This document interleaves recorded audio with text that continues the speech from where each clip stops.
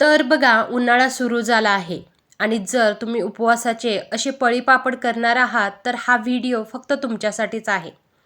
तर अगदी सोप्या पद्धतीने कुकरमध्ये हे पळीपापड अगदी कसे खुसखुशीत आणि पांढरे शुभ्र होतात, तसेच अगदी तोंडात टाकताच विरघळतात असे पापड आपण कुकरमध्ये बनवू शकतो.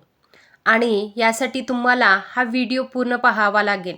आणि जर तुम्ही चॅनेलवर नवीन असाल तर चॅनेलला सबस्क्राईब करा आणि व्हिडिओ आवडला तर व्हिडिओला लाईक करा. तर बघा, अगदी 2 वाटी शाबूमध्ये असे परात भरून एवढे पापड तयार झाले आहेत. तर बघा, त्यासाठी रात्रीचेच असे 2 वाटी शाबू भिजत घातले होते. ते भिजवण्या अगोदर ते स्वच्छ पाण्याने 2दा धुवून घ्यायचे. फक्त 2 वाटी शाबूमध्ये तुम्ही असे भरपूर असे पापड तयार करू शकता. तर बघा, अशा प्रकारे तुम्ही हे शाबू 2दा धुवून घ्यायचे आहे. उपवासाचे हे पळीपापड तुम्ही अगदी सहजपणे बनवू शकता. जर तुमच्याकडून हे पापड अगदी फुलत नसतील किंवा तुमचे हे पापड जर खुसखुशीत होत नसतील तर हा व्हिडिओ फक्त तुमच्यासाठीच आहे. आपल्या बोटाचा शेंडा बुडेल इतके पाणी आपल्याला त्या शाबूवर ठेवायचे आहे आणि रात्रभर हा शाबू आपल्याला भिजवत ठेवायचा आहे. त्यानंतर बघा, सकाळी हा शाबू कसा दुप्पट तिप्पट फुलून येतो. तर तुम्ही बघू शकता, हा शाबू अगदी चिमटीने सुद्धा चुरडत आहे. अशा प्रकारे हा शाबू आपल्याला भिजत घालायचा आहे. शाबू जेवढा जास्त भिजेल तेवढे पळीपापड अगदी छान होतात आणि खुसखुशीतही होतात. आणि 2 वाटी शाबूसाठी मी बघा अशा प्रकारे अर्धा किलो असे बटाटे घेतले होते. ते पण अगदी स्वच्छ पाण्याने 1-2दा धुवून घेतले. त्यानंतर त्याच्यावरील साली काढून घेतल्या आणि त्यानंतर आणखीन 1-2दा स्वच्छ पाण्याने धुवून घेतले. बटाटे हे 1-2दा धुवून घेतल्यानंतर त्यावरील सर्व धूळ निघून जाते आणि त्यावर जी काही माती चिकटलेली असते ती पण या पाण्यासोबत धुवून निघते. त्याचबरोबर बघा, आपल्याला हे बटाटू खिसणीच्या सहाय्याने असे खिसून घ्यायचे आहे. आणि बघा, थोडे बटाटू खिसून झाल्यानंतर त्याच्यामध्ये आपल्याला पाणी ओतायचे आहे. किंवा पाण्यामध्ये जर तुम्ही बटाटे खिसले तर अगदी ते पांढरे शुभ्र होतात.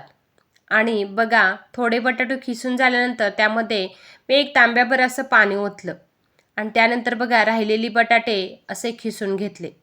त्यानंतर आणखीन एकदा हा खीस आपल्याला धुवून घ्यायचा आहे.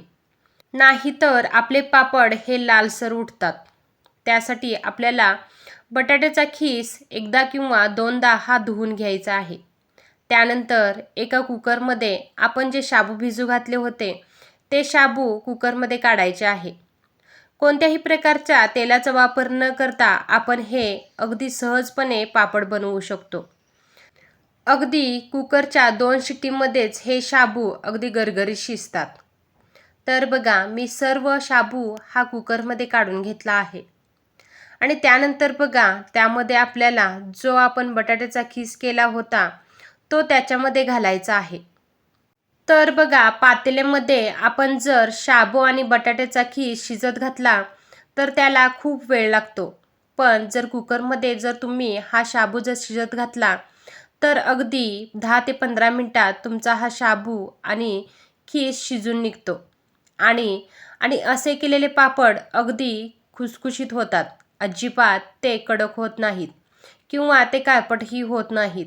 तर अशा प्रकारे जर तुम्ही कुकरमध्ये पळीपापड शिजत घातले तर अगदी सहजपणे शिजतात आणि 100% तुमचे पापड हे पांढरे शुभ्र आणि खुसखुशीत होतात. कोणत्याही प्रकारच्या गाठी होत नाहीत किंवा शाबू हा गरगरीत शिजतो आणि पापड हे खुसखुशीत होतात आणि दुप्पट फुलणारेही पापड तयार होतात. ज्या डब्यामध्ये मी शाबू भिजत घातला होता त्याच डब्या एवढे पाणी मी घेतले आहे आणि ते कुकरमध्ये असे ओतले आहे. तर बघा, तेवढेच पाणी या मिश्रणासाठी आपल्याला पुरेसे आहे. त्यानंतर बघा, आपल्याला हे सर्व एकसारखं असं हलवून घ्यायचं आहे. कुकरला चिकटलेले बटाट्याचा खीस तोही आपल्याला तो आतमध्ये काढून घ्यायचा आहे.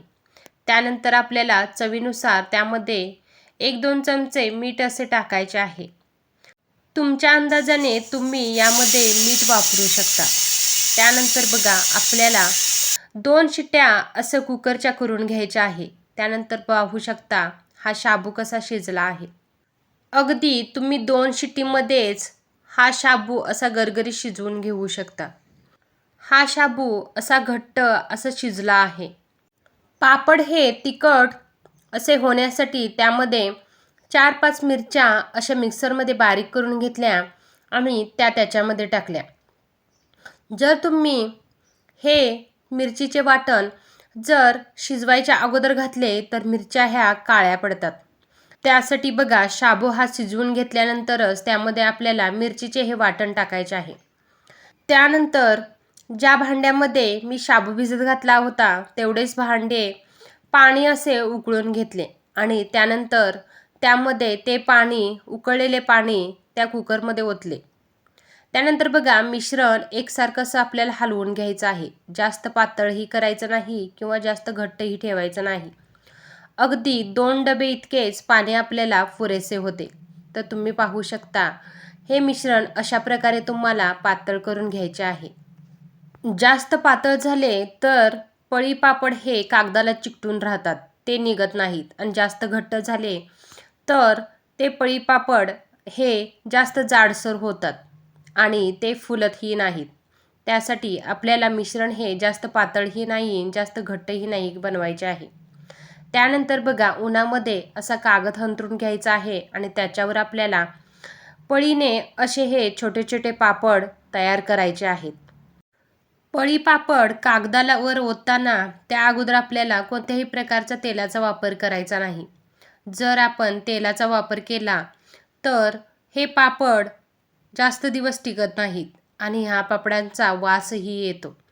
त्यासाठी बघा जर तुम्ही अशा प्रकारे जर मिश्रण केले तर कोणत्याही प्रकारचं तेल लावायची गरज पडणार नाही. अगदी सहजपणे हे पापड निघतात. जर आपण हे मिश्रण एकसारखे असे शिजवले असेल तर कागदाला न चिकटता हे पापड अगदी सहजपणे निघतात.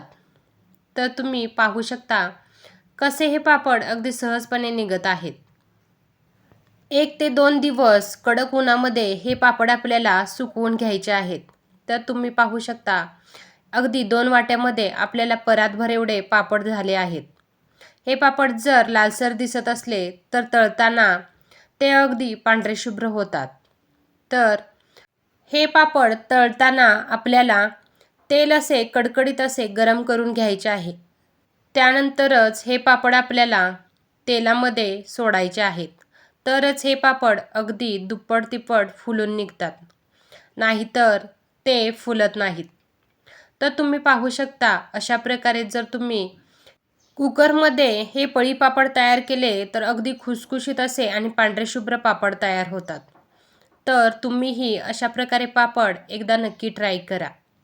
आणि जर तुम्हाला हा व्हिडिओ आवडला असेल तर व्हिडिओला लाईक करा. चॅनलवर नवीन असाल तर चॅनलला सबस्क्राईब करा. भेटूया पुढच्या व्हिडिओमध्ये.